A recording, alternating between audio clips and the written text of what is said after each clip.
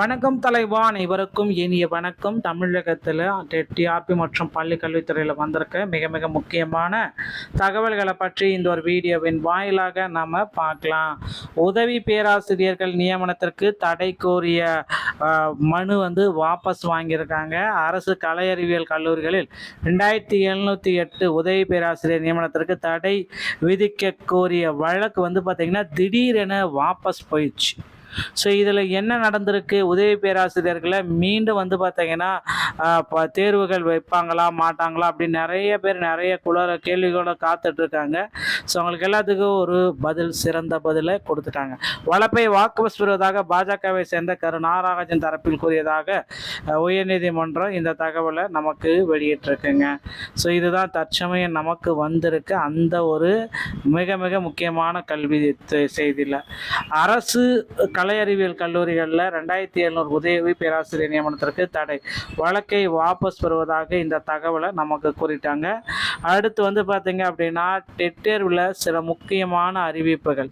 ஓகேங்களா?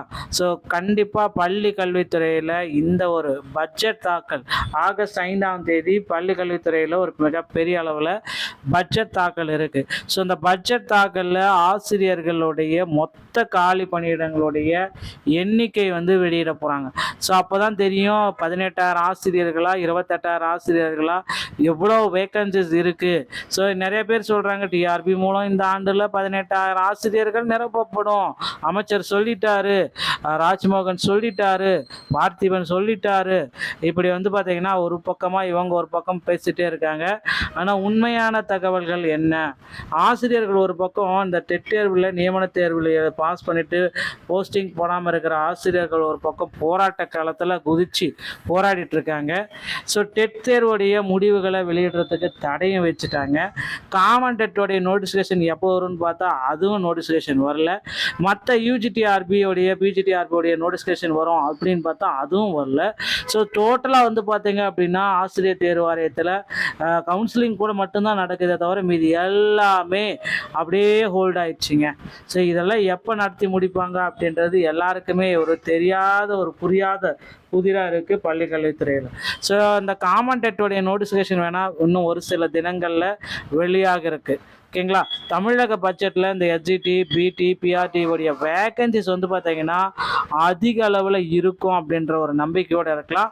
ஸோ இந்த மறு நியமன தேர்வின்றி ஆசிரியர்களை நியமனத்துக்கு உண்டான ஒரு அறிவிப்பை வெளியிட போகிறாங்க. ஸோ கிட்டத்தட்ட 28,000 ஆசிரியர்கள் மறு நியமன தேர்வின்றி உடனடியாக பணியமர்த்த போகிறாங்க. ஓகேங்களா? ஸோ இதற்கான அப்டேட்டு இதற்கான ஒரு ஜீவோ பார்த்தீங்கன்னா விரைவில் வெளியிடுவாங்க அப்படின்னு எதிர்பார்க்கலாம். ஸோ டெட் ஆசிரியர்கள் தேர்வு தகுதி பெற்ற ஆசிரியர்கள் அனைவருமே போராடிட்டு இருக்காங்க. இவர்களுக்கு ஒரு நல்ல செய்தியை பள்ளி கல்வித்துறை சார்பாக வழங்குவாங்க என்று எதிர்பார்க்கலாங்க. சிறப்பு டெட் தேர்வு முடிவுகளை வெளியிடுவதற்கான இடைக்கால உத்தரவு 2024 ஆகஸ்ட் 24 வரைக்கும் நீடிக்கும் அப்படின்றத குறிப்பிட்டிருக்காங்க. ஸோ கிரேஸ் மதிப்பெண்கள் கருணை மார்க் வழங்குவது குறித்து அரசு விரைவில் ஒரு சுமூகமான முடிவெடுக்கும் அப்படின்ட்டு எதிர்பார்க்கலாம். ஸோ ஆசிரியர்களுக்கு டெட் தேர்வு ரத்து அப்படின்னு சொல்லிட்டு இருக்காங்க. 2011 முன் பணியில் சேர்ந்த ஆசிரியர்கள் 2028ஆம் ஆண்டு ஆகஸ்ட் மாதத்திற்கு முன் தகுதி தேர்வில் வெற்றி பெற வேண்டும் என்ற தீர்ப்பளித்திருந்தது.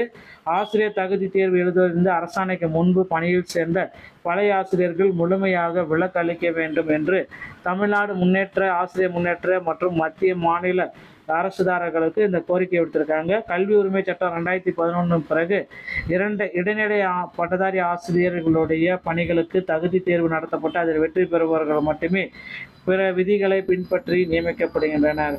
ஆனால் இது அவர்களுக்கு தகுதி தேர்வை கட்டாயமாக்க வேண்டும் என்ற கேள்வி தொடரப்பட்ட வழக்கை விசாரித்த உச்சநீதிமன்றம் 2011 ஆண்டுக்கு முன் பணியில் சேர்ந்த ஆசிரியர்கள் 2028ஆம் ஆண்டு ஆகஸ்ட் மாதத்திற்கு முன்பு தகுதி தேர்வில் வெற்றி பெற வேண்டும் என கடந்த ஆண்டு செப்டம்பர் மாதமே இந்த தீர்ப்பை போட்டதுனால இதை எதிர்த்து நிறைய பேர் அடுத்தடுத்த மனுக்களை தாக்கல் பண்ணிட்டு இருக்காங்க. ஸோ டெட்டு பேப்பர் 1 மற்றும் பேப்பர் 2க்கான மதிப்பெண் தகுதி தேர்ச்சி பெற்றவர்களுடைய மதிப்பெண் உண்மைத்தன்மையுடைய வழங்குதல். ஸோ இந்த கிரிவலன்ஸ் எல்லாமே எங்கே வழங்குறாங்க அப்படின்றது தான் இப்போ கேள்விக்குறியாக இருக்குது. ஆசிரியர் தேர்வு வாரிய இணை இயக்குனர் அவர்களின் செயல்முறை கடிதத்தில் இதை வெளியிட்டிருக்காங்க. பள்ளி கல்வித்துறை, ஸோ யாரெல்லாம் உண்மைக்கானதா இது தேவைப்படுதோ அவங்க பள்ளி தலைமை ஆசிரியர்கள் வட்டார கல்வி அலுவலகமிருந்து முழுமையான பெற்று ஆசிரியர் தகுதி தேர்வு தாள் 1 மற்றும் தாள் 2 அதனை தேர்வு எழுதிய மாவட்டங்கள் வாரியாக தொகுத்து பரிந்துரையுடன் 30/7/2026க்குள் அனுப்பப்பட வேண்டும் அப்படின்றதையும் குறிப்பிடுறாங்க. பழைய ஓய்வூதிய திட்டம் வந்து பார்த்திங்கன்னா மீண்டும் வருமா? நாடாளுமன்றத்தில் அரசு ஊழியர்களுக்கு ஒரு முக்கியமான ஒரு அப்டேட். ஸோ இந்த ஓல்டு பென்ஷன் ஸ்கீம் ஓய்வூதிய திட்டத்தை மீண்டும் கொண்டு வரலாம் அப்படின்ட்டு மத்திய அரசு சில தகவல்களை நமக்கு வெளியிட்டிருக்கிறதாக தகவல்கள் வந்துட்டு இருக்குங்க. ஸோ கண்டிப்பாக அந்த பழைய ஓய்வூதிய திட்டத்தை கொண்டு வர போகிறாங்க மத்திய அரசு மற்றும் ஓய்வூதியர்கள். முக்கிய செய்தி, பழைய ஓய்வூதிய திட்டம் குறித்து ஒரு எதிர்பார்ப்பு எல்லோரும் மத்தியிலுமே இருக்குது. விரைவில் நாம எதிர்பார்க்கலாங்க. அரசு பள்ளி மாணவர்களுடைய மனநலம் காத்த உளவியல் ஆலோசனை திட்டம் மீண்டும் உயிர் வரணும் அப்படின்னு சொல்றாங்க. கோவை டவுனால் அருகே அமைந்துள்ள முதன்மை கல்வி அலுவலகத்தின் நுழைவாயில் பகுதிகளில் உளவியல் வாகனம் நிறுத்தப்பட்டது. இந்த வாகனம் பல ஆண்டுகளாக இயக்கப்படாமல் பராமரிப்பின்றி தூசு படர்ந்து காணப்படுகிறது. குறிப்பிடத்தக்க ஒரு விஷயங்க.